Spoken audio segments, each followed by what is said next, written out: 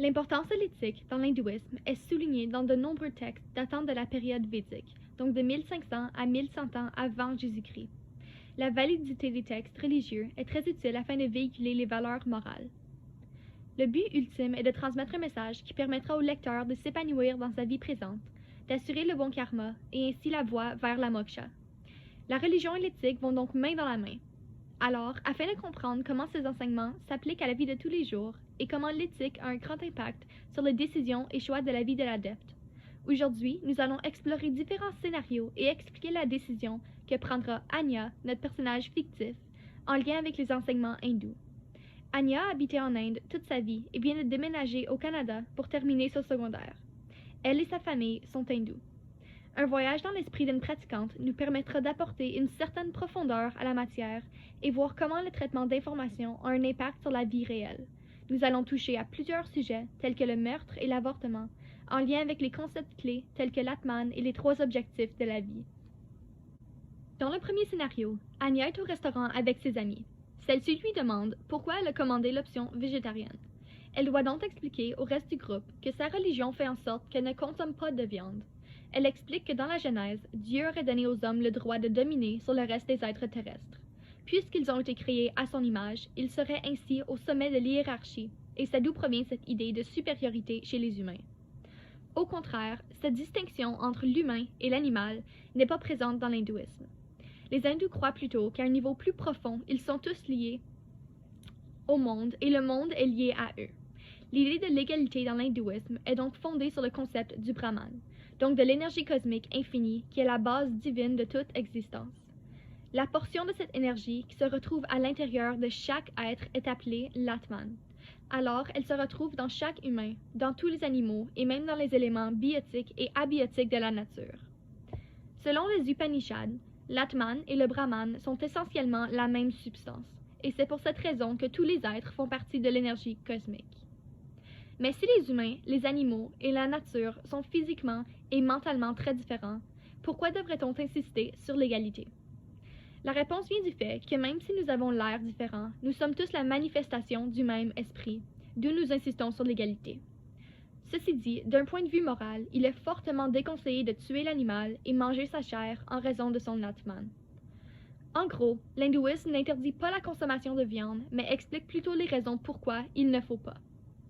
Donc Anya a choisi de ne pas manger de viande, puisque depuis un jeune âge, ses parents lui ont appris à voir la nature comme étant une extension de soi, une partie de soi, et non des ressources à sa disposition. Alors contrairement à ses amis, qui elles sont psychologiquement séparées du reste de la nature. Par contre, il y a un effet très contradictoire à tout ceci. C'est un fait largement connu que les gens de la sous-caste des intouchables sont socialement désavantagés et sont accordés moins de droits humains. Alors pourquoi sont-ils traités différemment si nous sommes tous égaux? Alors, dans le deuxième scénario, Anya est assise en classe de religion et elle entend un groupe d'élèves critiquer le système de caste et l'hindouisme puisque tous les gens pauvres sont maltraités là-bas, selon ses élèves dans la classe. Alors, afin de clarifier quelques informations, elle débute en mentionnant que, historiquement parlant, le concept de l'application du système de caste précède l'histoire écrite. Ce qui veut dire que les rôles ont été établis en se basant sur des croyances traditionnelles. Donc chaque caste avait un rôle clairement défini, et puis ils devaient s'occuper les uns des autres. C'était une manière de faire en sorte que chaque caste a son propre système de soutien pour maintenir l'ordre et l'équilibre. Et c'est ensuite que les traditions ont été incorporées dans la religion. Mais malheureusement, la sous-caste, appelée les intouchables, et préférablement les Dalits, subit encore des injustices aujourd'hui. Ils se font refuser des emplois, une éducation, etc. En théorie et légalement, les citoyens sont au même niveau puisque la Constitution fait de l'Inde un pays laïque. Mais en pratique et culturellement, la réalité est très différente pour quelques raisons. Premièrement, le terme Varna Ashrama Dharma veut dire le devoir d'un individu selon sa caste et son stade de vie. Le mot dharma est très important ici. Il s'agit du premier des 4 grands buts de la vie humaine. En gros, c'est le devoir et l'obligation morale qui se réfèrent à l'éthique sociale. Chaque personne a son propre dharma. Par exemple, un fils aura son propre devoir dans la société, dans son cheminement de vie personnelle et dans ses pratiques religieuses. Et c'est de même pour la caste dont tu appartiens. Alors le dharma pousse l'adepte à prendre de bonnes décisions, d'être juste envers les autres, et ainsi il favorise le bon karma. Dans le cas des castes, le dharma des individus est de prendre soin et assurer le bien-être physique, religieux et financier de ceux de sa propre caste, et également des gens moins fortunés. Par la suite, un autre facteur qui contribue à la protection des démunis est le deuxième des 3 buts de la vie humaine, l'artha. L'artha signifie la richesse et la prospérité. Ce n'est pas l'idée de l'argent fait le bonheur, mais plutôt d'avoir de la sécurité financière, permet d'éviter l'insatisfaction, le stress et le malheur, ce qui permet à l'individu de mettre ses soucis de côté afin de poursuivre la moksha. On tente donc d'éviter l'insécurité financière chez les démunis en faisant des dons et en étant charitable, pour que ceux-ci puissent également suivre le chemin vers la libération. Deuxièmement, le point de vue contraire est que la position de l'individu dans le système de caste est une réflexion de l'accumulation de mérites dans sa vie passée. Donc, en d'autres mots, le karma qui suit son atman dans le samsara. Alors, si une personne se trouve dans une caste plus basse, on dit qu'elle se trouve là en raison des mauvaises actions qu'elle a commises dans son ancienne vie. Bref, dans l'hindouisme, on valorise la générosité, la charité et l'entraide, mais jusqu'à un certain point. Alors, on y retrouve donc 2 points de vue très distincts. Le premier est qu'il faut aspirer au maximum de servir les pauvres pour apaiser les préoccupations urgentes et immédiates, telles que la faim et le sans-abrisme. Et 2, une acceptation fataliste de notre situation individuelle ou sociale. Donc, que ce serait le destin de telle ou telle personne de vivre dans cette condition, en bien ou en mal, d'un point de vue personnel. Alors, on doit vivre son karma acquis au cours des vies précédentes. Donc, afin de rectifier les préjugés, Anya explique à sa classe que le système vise principalement à synthétiser la nécessité de l'ordre dans la société et faciliter la libération spirituelle de l'individu en lui prescrivant un ensemble de règles. Mais que malgré ceci, il y a encore des croyances qui font en sorte que l'égalité est plus difficile à atteindre, et ceci est également présent dans d'autres religions. Dans le troisième scénario, Anya regarde les nouvelles à la télévision. Le présentateur annonce le meurtre d'un homme, à peine quelques rues de chez elle. Ses parents ferment la télé et quittent la salle rapidement et inconfortablement. Elle se demande pourquoi ses parents ont réagi de telle façon, et après une recherche, elle en apprend davantage sur la perception du meurtre dans l'hindouisme.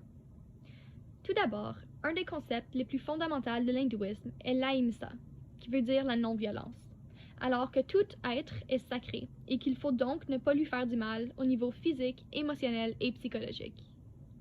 Un extrait du Mahabharata cite que la non-violence est le devoir le plus élevé.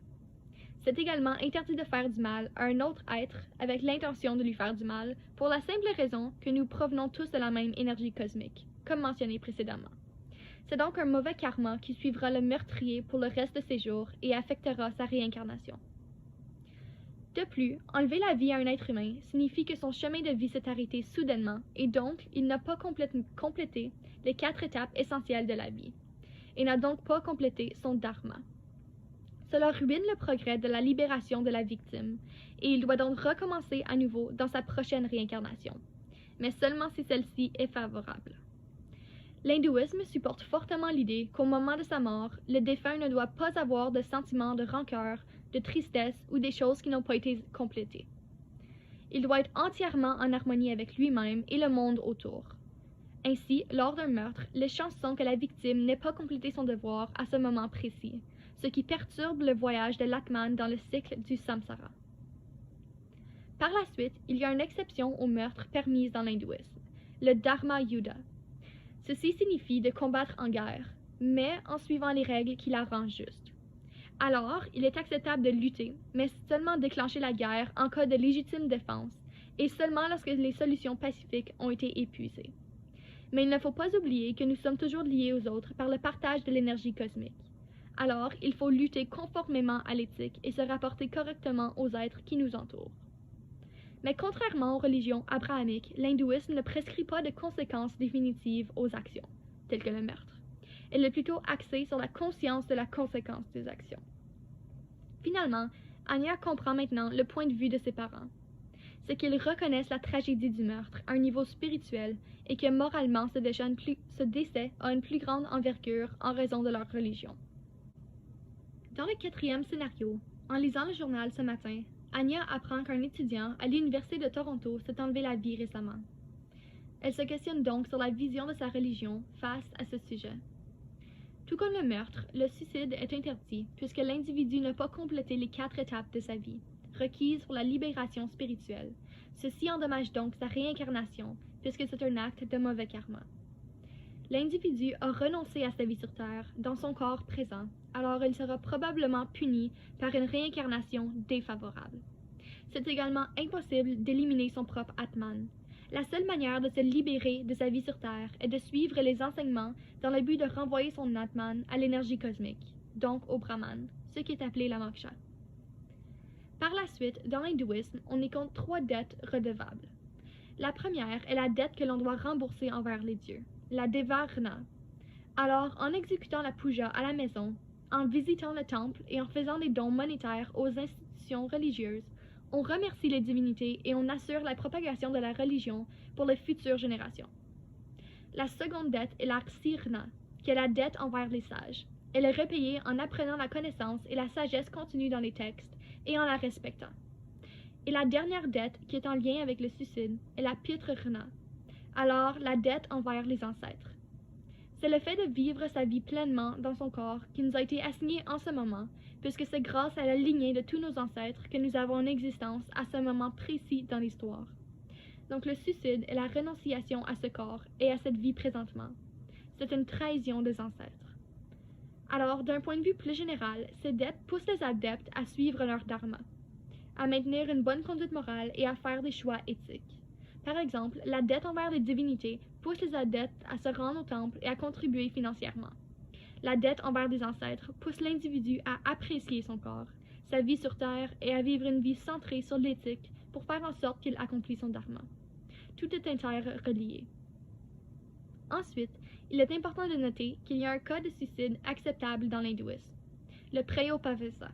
C'est un suicide par jeûne qui est alimenté par le désir de quitter son corps de manière sereine et paisible, qui est seulement acceptable au dernier stage de la vie, le sannyasa. Il y a eu un cas où un homme très âgé a jeûné pendant 31 jours afin de terminer sa vie en douceur, puisqu'il avait accompli son dharma dans son corps actuel. Il avait tout accompli et n'avait aucune autre responsabilité dans cette vie. Ce qui mène au prochain point, l'euthanasie. Dans le 5e scénario, le grand-père d'Anya est dans l'hôpital. Il est très vieux et très malade. Il n'a plus de qualité de vie. Sa famille est en train de débattre les options et c'est alors que le sujet de l'euthanasie a été soulevé. Ceci est un sujet délicat, puisqu'il n'y a aucun texte sacré qui décrit exactement quoi faire. Il faut donc se baser sur l'éthique et la moralité, tout en se basant sur les concepts clés de l'hindouisme. C'est un débat entre l'importance de la vie et la souffrance de la personne qui est emprisonnée dans un corps qui ne peut plus subvenir à ses besoins. Il y a donc 2 perceptions très différentes. Le père d'Anya est d'avis que le docteur ne devrait pas artificiellement mettre fin à sa vie puisque ce n'est pas naturel et ne permettrait pas à l'Atman de quitter le corps naturellement et de sa propre volonté. Il croit également que l'Ahimsa entre en jeu. Bien que le docteur ne ferait pas intentionnellement mal au patient, il décide tout de même de séparer l'Atman du corps, ce qui, dans un sens, est un acte de violence, puisque c'est un manque de respect pour la vie. La mère d'Anya, quant à elle, croit que la vie du grand-père ne s'arrête pas ici. Grâce à la réincarnation, il va avoir un autre corps dans lequel il pourra continuer son cheminement vers la moksha. Elle croit que mettre fin à une vie de souffrance est une bonne action, et ainsi ne fait que remplir une obligation morale puisque le défunt a déjà accompli son dharma. Alors, moralement, il y a un dilemme entre la voie de la nature et le but de l'existence. Ceci prouve que même les questions d'éthique ne peuvent pas toujours être clairement répondues par la religion. Dans le 6e scénario, Anya participe à un débat dans sa classe de droit au sujet de l'accès à l'avortement. Afin d'apporter un aspect personnalisé pour défendre son point de vue, elle décide de se concentrer sur la vision de l'hindouisme. Elle explique donc à la classe que l'hindouisme ne condamne pas l'avortement, mais le déconseille fortement puisque toute vie est sacrée. Ses arguments sont basés sur 5 concepts clés.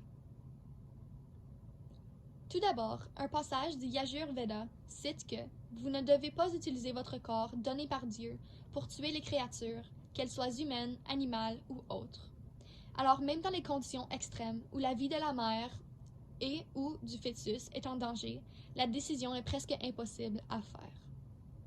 Comme mentionné auparavant, il n'y a pas une hiérarchie entre l'importance de la vie humaine dans l'hindouisme. Alors la vie du fœtus et la vie de la mère ont la même importance dans ce scénario. C'est en raison de l'énergie cosmique du Brahman. Selon les croyances hindoues, la vie commence au moment de la conception et non au moment de la naissance. Le prochain point est encore le concept de l'ahimsa, donc de la non-violence, en lien avec le karma. Mettre terme à un être ayant un atman est considéré un meurtre, peu importe la situation. Ce mauvais karma suivrait la mère ainsi que le docteur et aurait des répercussions sur leur prochaine vie. Ensuite, si le fœtus a des troubles de développement médicaux, les croyances insistent sur garder le fœtus malgré les conditions de vie qu'il aura. Il faudra donc espérer que sa prochaine réincarnation soit avantageuse. Et puis finalement, pour ce qui est du dharma, les 3 dettes hindoues sont essentielles et obligatoires à suivre. Dans ce cas, la dette envers les ancêtres, la pitrrna, encourage de se marier et d'élever des enfants afin d'honorer les survivants et reconnaître leur travail en continuant la lignée généalogique. La dette est donc remboursée lorsqu'un individu transmet ses connaissances et son vécu à sa progéniture. Alors logiquement, il serait immoral d'abandonner un fœtus qui a déjà accueilli son atman, peu importe sa condition. Mais malgré toutes les preuves à l'appui, c'est un sujet très compliqué et délicat. Il n'y a aucune prescription exacte dans les textes sacrés à ce sujet. Il n'y a aucune formule idéale. C'est donc nécessaire de tisser des liens, utiliser notre sens de jugement afin de faire les meilleures décisions. Puisqu'à la base, l'hindouisme ne fournit pas de réponse claire et précise aux sujets controversés comme l'avortement et l'euthanasie, puisque cette religion est contre l'idée de bien ou mal, ce que l'on observe dans les religions occidentales. L'hindouisme se concentre plutôt sur les conséquences des actions, sans y associer une définition non ambiguë. L'adepte est donc responsable de ses propres choix et d'accepter les conséquences. Dans le 7e et dernier scénario, Anya est inconfortable lorsque le sujet de la sexualité survient. Elle doit donc expliquer à ses amis pourquoi la sexualité est un si grand tabou pour elle et sa famille. Dans l'hindouisme, les relations sexuelles sont hors de question avant le mariage, puisque pendant le premier stade de la vie, le brahmacharya, l'enfant doit se concentrer sur ses études et non sur ses relations amoureuses. Et c'est ensuite qu'un individu peut engager dans les relations sexuelles avec son mari ou sa femme seulement. L'hindouisme prône l'épanouissement de soi et de son partenaire à travers la sexualité. En fait, le 3e but de la vie humaine est le kama, qui signifie le désir et le plaisir. Alors, dans le bon moment et le bon contexte, évidemment, les relations sexuelles avec son mari ou sa femme est même un devoir.